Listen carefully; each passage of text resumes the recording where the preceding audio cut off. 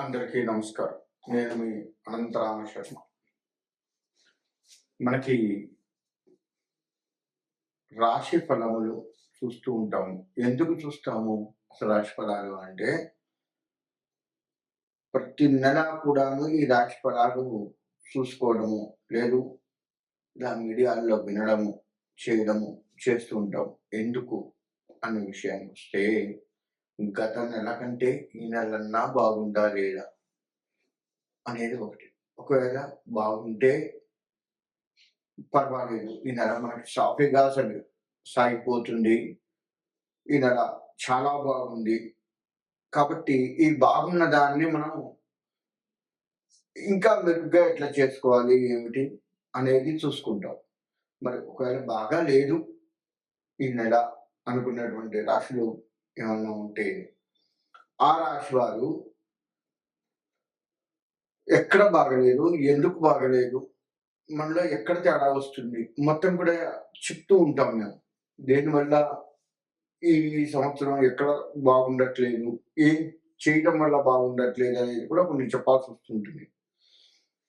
కాబట్టి అటువంటివి మనం తగ్గించుకుంటూ, అటువంటి వాటి విషయాల జోలికి పోకుండా, ఉదాహరణకి కోపం ఎక్కువ నచ్చిందనుకోండి, ఈ నెల మొత్తం మనం కోపాన్ని తగ్గించుకుంటూ, ఏం చేస్తే బాగుంటుంది ఇంకా అనేది ఆలోచిస్తూ మనం ముందుకు పోతూ ఈ నెల కూడా మనకు అనుకూలంగా మారేటట్లుగా చేసుకోవచ్చు. అంటే జాగ్రత్త పడటం కోసము ఈ నెల మనం కొంత జాగ్రత్త పడుతూ, తర్వాత బాగున్నదనుకోండి దాన్ని ఇంకా మెరుగ్గా ఎట్లా చేయాలి అనేది చూసుకుంటూ, లేదు దాన్నే సరళంగా ఆ విధంగా అయినా సరే ఈ నెల గడిచిపోతే సరిపోతుంది అనుకున్నట్లుగా అయినా ఆలోచిస్తూ మనం ఈ రాశి ఫలాలు తెలుసుకుంటూ ఉంటాము.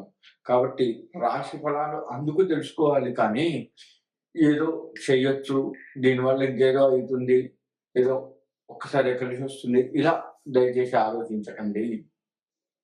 మనకు ఒక్కసారి ఏది పడదు. మనం కష్టపడ్డ దాన్ని బట్టే మన యొక్క ముందుకు వెళ్ళటం ఉంటుంది. దానికి కాస్త గ్రహాలు కూడా అనుకూలిస్తూ ఉండాలి. ఆ గ్రహాల అనుకూలత ఉందా లేదా తెలుసుకుంటూ, ఒకవేళ లేకపోతే ఏం చేస్తే గ్రహాల అనుకూలత ఉంటుంది అనేది చూసుకుంటూ, మనం దానికి పరిహారాలు, దోష నివృత్తి చేసుకుంటూ, లేదు రెమెడీస్ ఏదైనా చేసుకుంటూ, మనం ఆ గ్రహాన్ని శాంతింప చేసుకొని మనకు అనుకూలంగా ఉంచుకొని ధర్మబద్ధంగా నడుస్తూ, మన రాజకీయం కానీ, ఉద్యోగ వ్యాపారస్తులు కానీ, ఏదైనా సరే చేతి వృత్తులు కానీ, ఇలా అన్ని రంగాల వారు కూడాను దానికి అనుకూలంగా వెళ్తూ మన జీవన ప్రయాణాన్ని కొనసాగించుకోవడం కోసం మాత్రమే ఈ రాశి ఫలాలు చూస్తూ ఉంటాము. కాబట్టి ఇక ముందుగా మనము ఒక్కొక్క రాశి గురించి తెలుసుకుంటూ ముందుకు వెళ్ళే ప్రయత్నం చేద్దాం. కన్యా రాశి. ఈ రాశి వారికి 12వ ఇంట గ్రహ సంచారము జరుగుట వలన అన్ని ఇబ్బందులే. ఆర్థికంగా ఇబ్బంది పడుతూ ఉంటారు, ప్రోత్సాహం ఉండదు, బంధుమిత్రుల విరోధాలు కలుగుతూ ఉంటాయి, శత్రు భయం కలుగుతూ ఉంటుంది. ఇక వీరికి ఏది చేసినా కొంత ఇబ్బంది పడుతూ చేయవలసి వస్తుంది. ఉద్యోగము, వ్యాపారము, వివాహాలు, ఇట్లా ఏ పని చేసినా ఆటంకాలు ఉంటూ ఉంటాయి.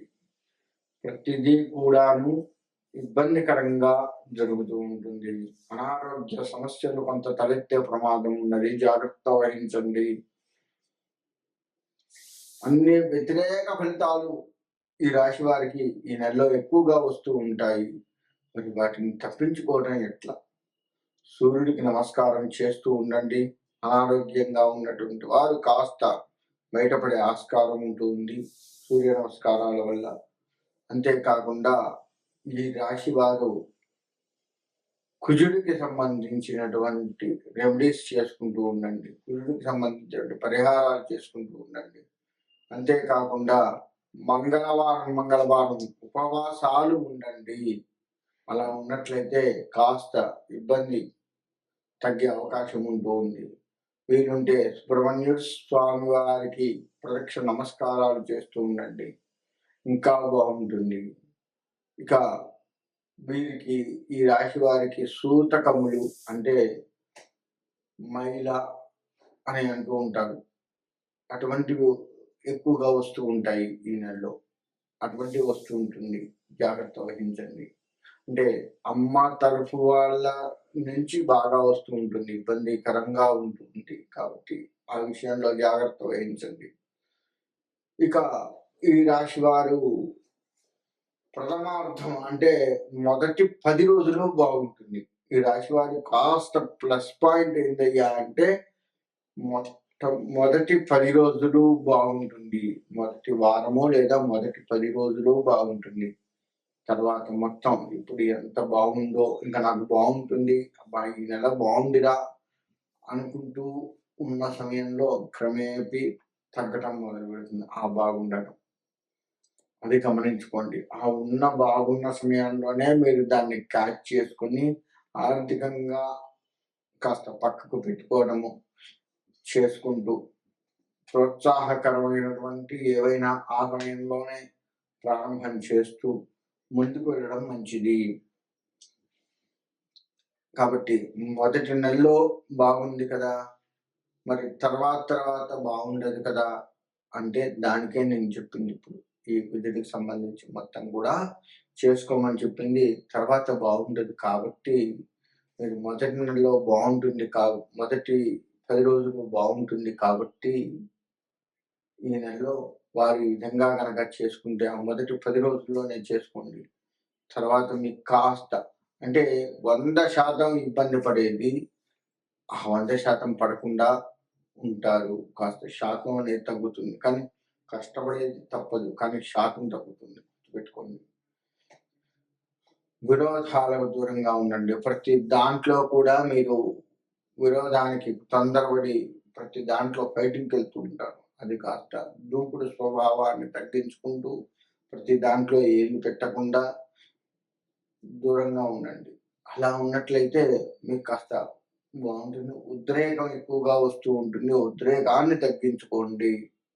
ఆరోగ్యం బాగుండదు. ఆరోగ్యానికి సంబంధించి సూర్యుడికి నమస్కారం చేసుకుంటూ ఉండండి. చదువు అందంత మాత్రమే ఉంటుంది కాబట్టి గట్టిగా చదువుకోండి. వ్యాపారము మొదట బాగుంది, తర్వాత బాగుండదు కాబట్టి తర్వాత ఏం చేస్తే బాగుంటుందో మీరు ఆలోచిస్తూ ముందడుగు వేస్తూ ఉండండి. రాజకీయము ప్రతి దాంట్లోకి మీరు వెళ్తూ ఉంటారు కాబట్టి ఎక్కడో ఎవరో ఒకళ్ళు మీ మీద నిందలు వేసే ప్రమాదం కనబడుతూ ఉంది కాబట్టి అక్కడ జాగ్రత్త వహించండి. రాజకీయ పరంగా కొత్తగా రాజకీయంలోకి రావాలి అనుకున్న వారు ఈ మొదటి 10 రోజుల్లోనే అడుగుపెట్టండి. తర్వాత కాస్త ఆగిపోండి. అంతేకాకుండా అప్పులు చేయవలసి ప్రమాదం కనబడుతూ ఉంది. దాన్ని సరి చేసుకోండి. అలా చేయకుండా ఉండటానికి దారులు వెతుక్కోండి. తద్వారా మీరు బాగుంటుంది మీకు.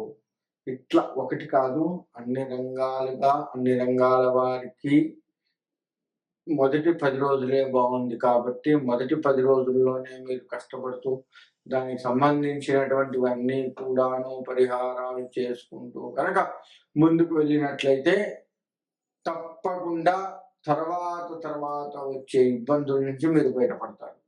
ఆ విధంగా కనుక ముందు మీరు వెళ్తే మీకు అంతా బాగుంటుంది. అందరికీ బాగుండాలి అని ముందుగా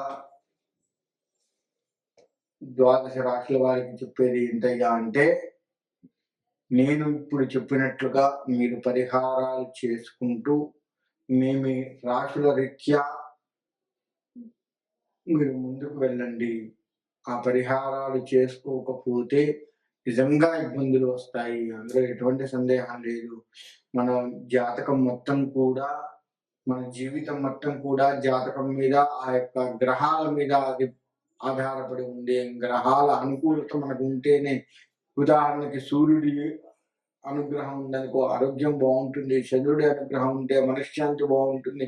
ఇలా ఒక్కొక్క గ్రహం ఒక్కొక్కటి చేస్తూ ఉంటుంది కాబట్టి మన జాతకరీత్యా ఏ గ్రహం బాలేదో దానికి సంబంధించి పరిహారాలు చేసుకుంటూ మీరు ముందుకు వెళ్ళడం ఎంతైనా శ్రేయస్కరం. కాబట్టి ద్వాదశ రాశుల వారు నేను చెప్పిన పరిహారాలు చేసుకుంటూ ముందుకు వెళ్ళి మీ యొక్క జీవితాన్ని తీర్చిదిద్దుకోవాలి అని కోరుకుంటున్నాను. మీ అందరికీ కూడా ద్వాదశ రాశుల వారందరికీ కూడా మీ ఇష్టదైవం, కులదైవాల యొక్క, గ్రామ దేవతల యొక్క అనుగ్రహం సంపూర్ణంగా కలిగి సుభిక్షంగా ఉండాలి అని కోరుకుంటూ సెలవు తీసుకుంటున్నాను.